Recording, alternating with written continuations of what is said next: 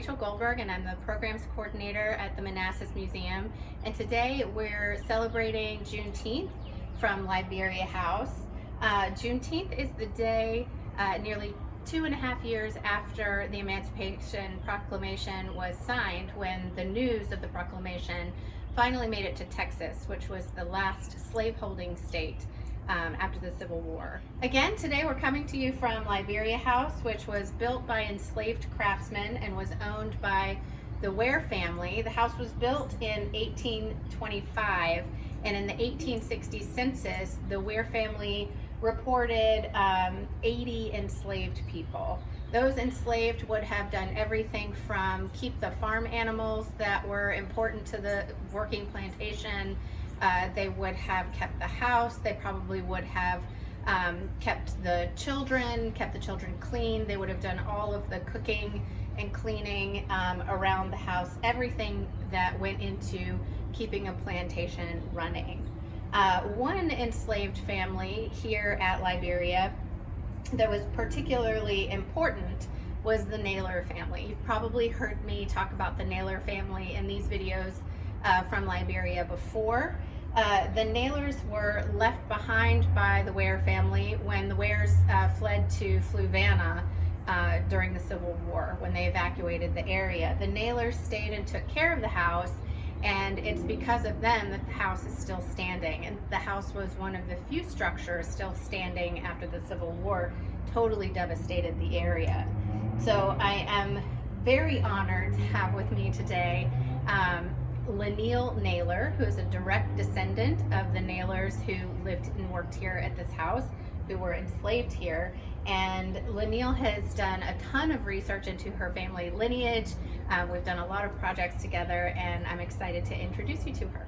Linneall, thanks for being with us today. Thank you for having me. You have done a ton of research into your family lineage. Can you tell us what you know about the Naylors, who they were when they lived here? Yes, I can share with you. Samuel and Nellie Naylor both were born in Prince William County, which is now Fairfax County, in 1799. In 1825, they came here with William Ware and his wife. That early, right as soon as the house was built? Right as soon as the house was built, because I think they were part of the enslaved that built the house. So I think they probably was here before, but they actually moved here in 1825 with William Ware and his wife, Harriet Bladen Mitchell Ware. It's a mouthful. That is a mouthful. Do you know when, so the Naylors were with the Wares for many years, as I've mentioned 100 times. They were left behind during the Civil War. Do you know when the Naylors were freed by the Wares, or were they? Did they buy their own freedom? So Samuel Nellie Naylor's oldest son, Cornelius Neal Naylor, was recorded by the Southern Plains Commission as to his age. He was 50 years old at the time, and also they had asked him about his father. And he said his father purchased his freedom when they were children. Interesting. But Cornelius and Nellie and his siblings were still enslaved by the Ware family. Because Cornelius was a child of an enslaved person, so therefore he was automatically enslaved. Yes. Interesting. So we also know that after the Civil War, Nellie was given some land by the Wares. Do you know how she used that land and how long she stayed in the area? So I want to mention with Samuel, when 1865, when William Ware came back here from Fluvanna County, Samuel actually purchased 50 acres of land from the money that he saved, $500. Wow. In addition to that, William Ware gave Nellie Naylor 12 acres. And so they took those acres and they, of course, purchased more land. Wow. Probably purchased animals, sheep, horses, and cows to make sure that their land survives.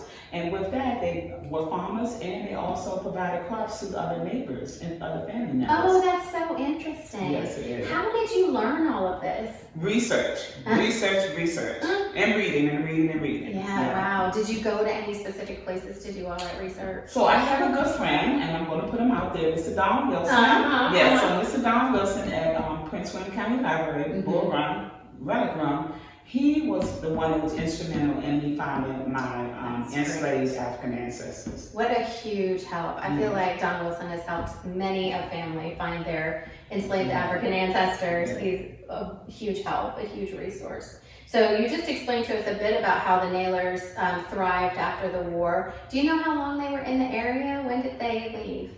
So actually, Nellie and Samuel never left this area. From the land that they purchased, they stayed here. And you know, this was a big parcel of land. So where they were living at that time, from my research, is that they ended up moving to Manassas Park, which is Centerville Road. And so the cemetery confirms, the Naylor Cemetery confirms that they were actually in that area, which is now, back then it was called the Randolph land. And that land was inherited from Nellie to her daughter.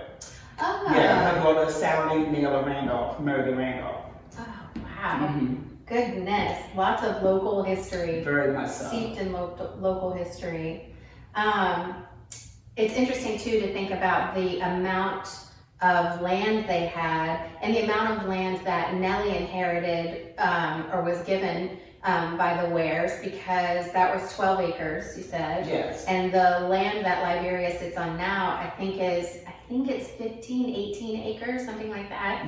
So she would have had almost this same. A nice percentage, yes. That's wonderful.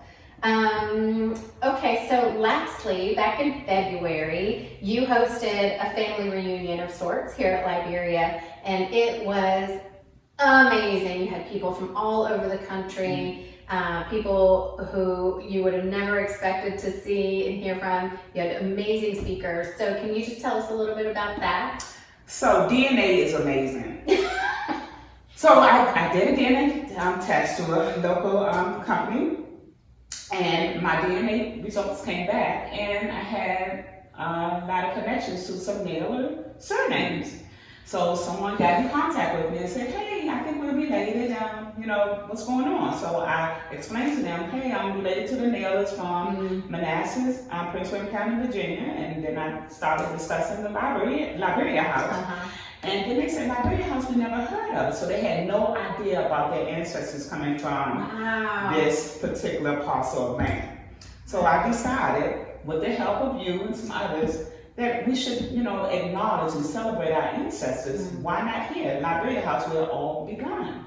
And so we had wonderful speakers. We had some, my members at First Baptist Church, they helped me out a lot. They presented some songs. They also did a wonderful drama skit.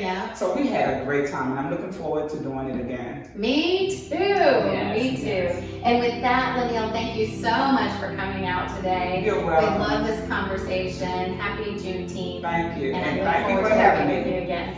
Thank you.